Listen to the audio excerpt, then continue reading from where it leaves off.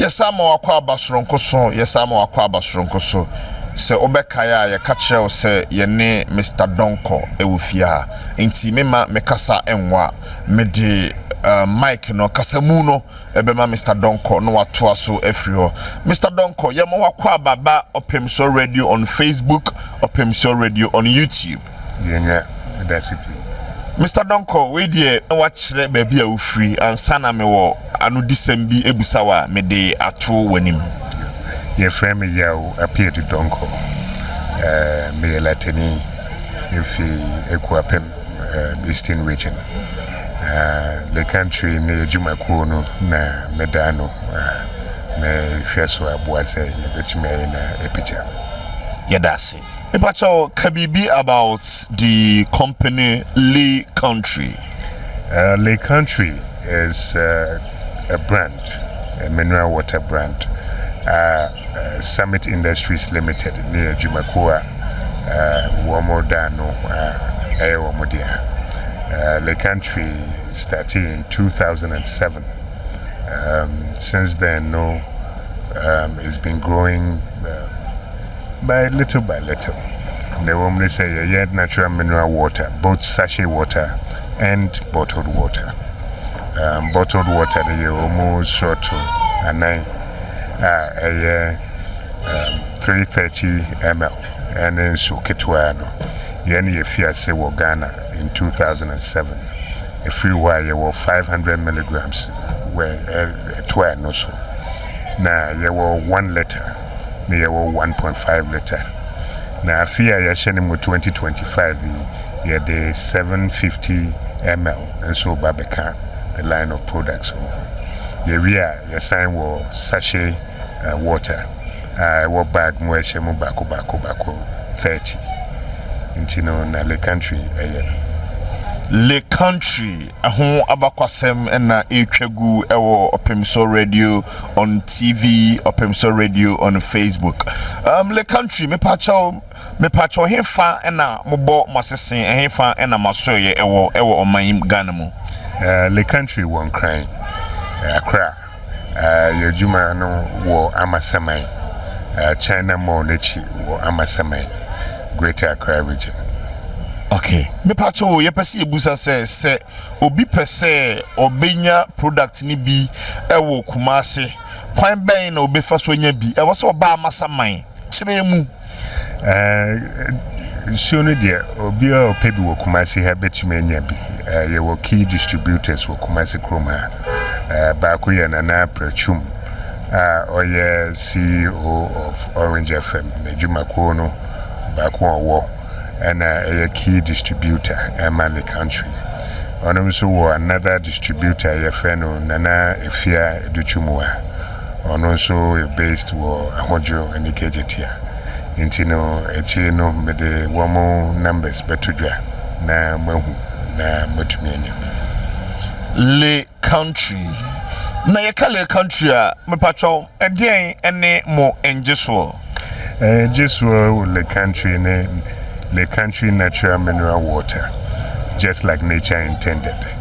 The woman say, who say, sure, ye nyamia bodia, intin sure, wohen, and ya dear, as your friend, say your coji. The nuntin, who say, Sena, sure, tiano, say, a ya dear, a year natural, and in there, and I can say, just like nature intended. Le Country was it just like nature intended. Le Country was it just like nature intended. See you yebe adwuma and yene Opemsuo so beka bom ni ayadwuma. After one Kotoko awie no ye hwe no say one Opemsuo so beto so ayadwuma. We dey see you ye ba straight to business, technical issues. Say no am yehunu the introduction and the picture of Le Country or more location baby obenya bi say Kumase or around Accra. Le Country or more distributors around Kumase. Now we are moving on to the technical question. See you, there are so many clubs Ghana Maimuha about the Ghana Premier League. Why Asante Kotoko?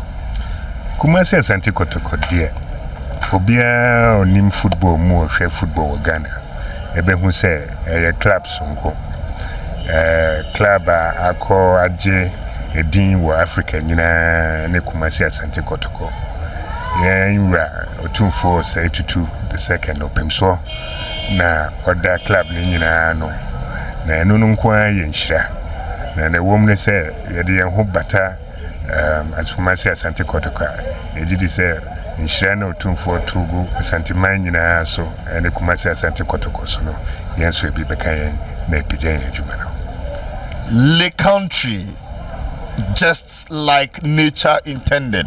Yeresi will say or the no be don Asante Kotoko a enhira Yura Opemsuo Otufo say to what peti Kumasi Asante Kotoko no ebi nso beka Le country as a company and that is it. Yet also see you me pato what are some of the benefits team Asante Kotoko benya say ono kabum as say mudidwuma benefits ne dia yegidi say ne dikan sonko wom ne say wom benya adepa ne say your partnership with Kumasi Asante Kotoko no is beyond sponsorship.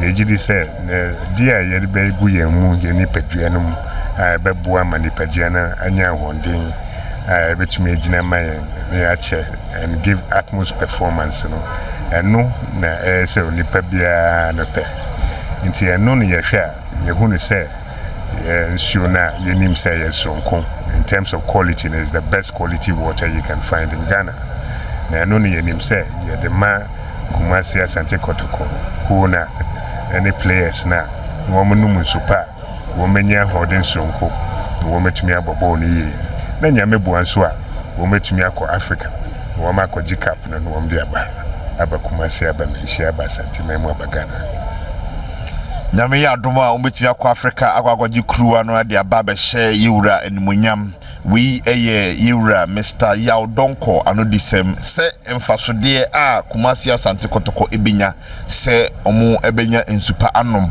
na etimi akenya omo ewo omago kensie mu enkanka Africa see you yetwa interview no so see you me pacho yepesi hunu what are some of the expectations fans of Asante Kotoko expected from Le country because Kumasi Asante Kotoko yenim kran yenim se ewo oman mu ha no boost of the highest number of followers and kanka enra the data from Fabo census emane clear any explicit say open club or a stipulated data or the measure the supporters Kumasi Asante Kotoko account me pacho expectations fans no enyen free ho as Le country natural mineral water Nedikan enim say a dom edi Kumasi Asante Kotoko echire no Ghana maimu nyina bia ni ho club bia ni ho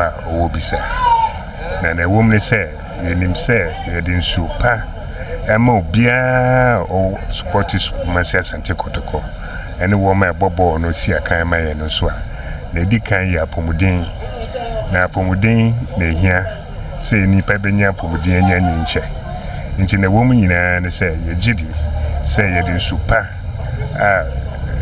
sena oboade ankasa ye nsuo ede ma edom ni nyina ye nyina benya hodin ye nyina benya nipadua no mu ahoden na yetumi aye adwuma yetumi so ata Kumasi Asante Kotoko achire na club na ide enyenyam na club no anymunyam we dey fast forward but me move on to the next question yenim say deal no a deal 2 years 2 years no do you have an idea of renewal and as a performance and as a consider renewal yendie yenyina yesum yenwura ntino na ebe yenwura peno eno ne ebe second Le country nko a na kale country besum Asante man asum Kotoko debia ntino yebe yen ho ya adwumaden adwumapa ma club no akonanim na se breso na afimienu no so na ebe IMC and as a management no apedia na ebeye ye wura so apedia ye beto aso ne aso yedasi se afene so na aware no se beye nana akwasi apenkrewu afe ebeye ye wura Opemsuo tumfo se tutufe a le country there omo the stance omo ne Kotoko aware no forever yet so obi bebusa say le country say the yedi kan no mo start adwuma officially ewo oman nim 2007 obi say membusa wo say den na since this season all this while wamba on board na at this moment enra officially oba on board. Why this moment? Ejuma bia wo senabroni kind of life cycle.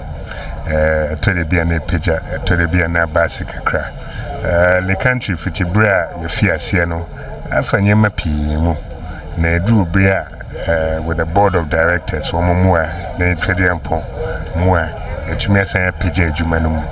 Na ye pija ejuma no mu no ye hu se baby back wo ha esi den na se Emma na sine man akoye nwura otumfo say tutu otusumienu ene futupa a odi aman ankranhye a yede abedunu yebedunu enumu ne yehwa yegidi se sieba ne yede yenho bata kumasi Asante Kotoko na som no koso na otumehu se tie bia no mpuntu ne yehwe kumasi Asante Kotoko gina Ghana man nyina begina aka ntino sane yehu see you yedasi say this moment oba ene de a futu from Yura na eka ho a share no futupa watimi aba on board at this moment me patcho see you question na me buza woni say yenim say Kumasi Asante Kotoko ba be call the competition CAF Confederations Cup season a day enemy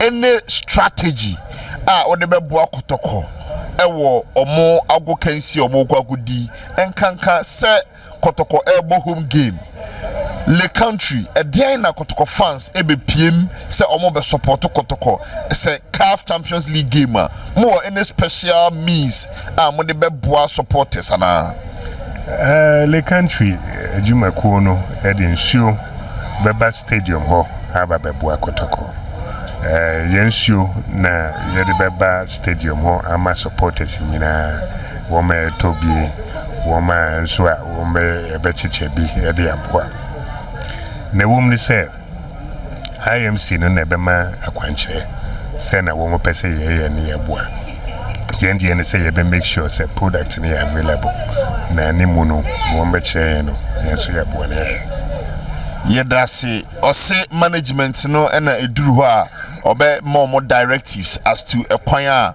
omo edi ensue ebetimi aboa supporters any team no e was abre no mo de omo ye ready say de omo di eni dwumadi ekro nti omo be fa Kotoko e ye say ensue no omo di dwuma nti ensue sem de on that moment say Kotoko ejinem e wo the CAF Confederations Cup ensure issues on match day has been solved. See you. Another question. Yebusaw and is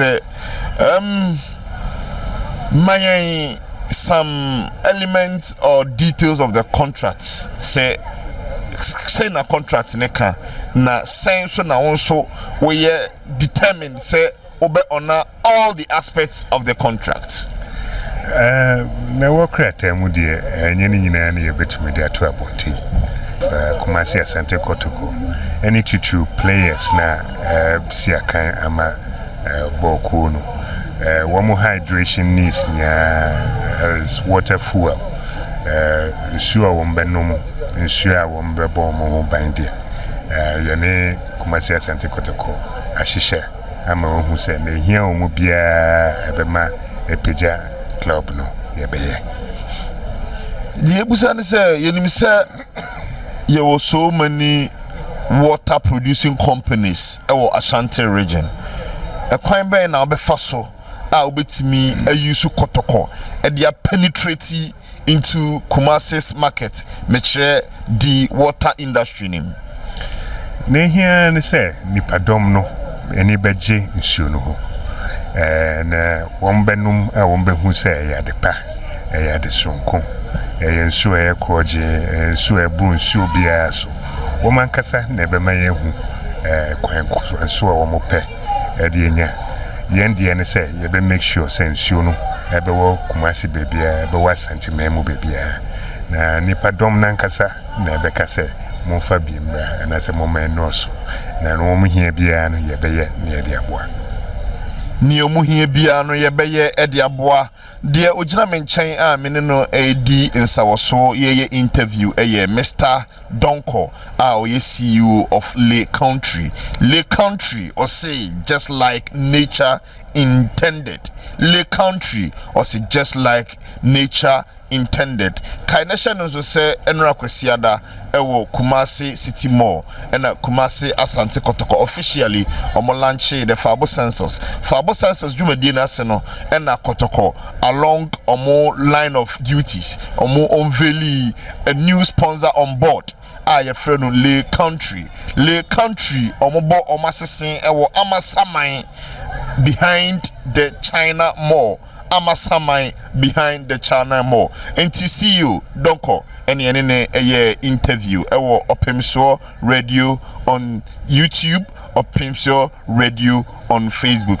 Doc, Mr. Donkor yeko krano o final words, o final message to Kumasi Asante Kotoko echitai for ewo Opemsuo radio on Facebook, Opemsuo radio on YouTube.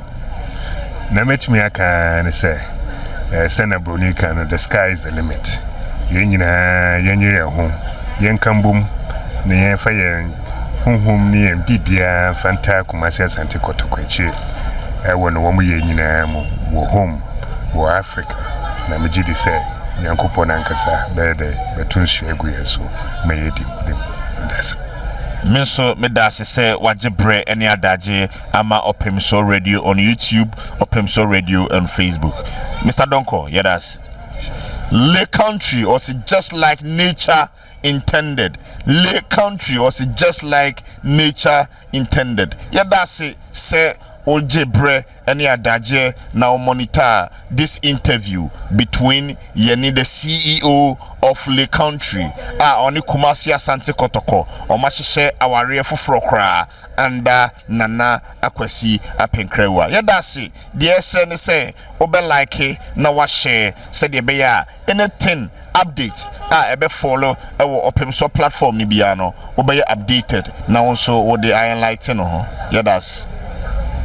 Yes, live on Opemsuo radio, live on Opemsuo on YouTube, on Facebook. Yeah, the kind of mudin komo about Le Country.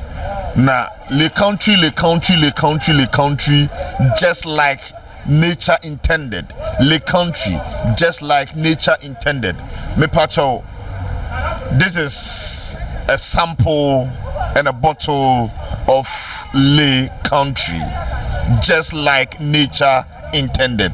Enti me pacha bottle water e wo dwama so na tisen kaina sha no so se dwumakuo a woni Asante Kotoko aware asotwan na no kwasiada since Nana Apenkra take over. So Le Country the adusu ye ba betie explanation to the word Le Country den kra no choose the word Le Country. Mr. Donkor, final segment, why the name Le Country? Le Country is French, and in Le Country, the real translation is the country. Who say Ghana Krona wohono French or Francophone countries in Kwan which is Burkina Faso, Ivory Coast, and Togo. Products the country is not only just for the Ghanaian market, but also for an international market, which is all the neighboring countries around us and beyond. To see Krobia Bekosubia won't bet me identify with won't bet me will say it's a country thing. It's in Ghana Kroning the country Ghana Munsio Papa war as a munina mutech namunum namunya and wading na nimpuntu so bre mining in any country mineral water.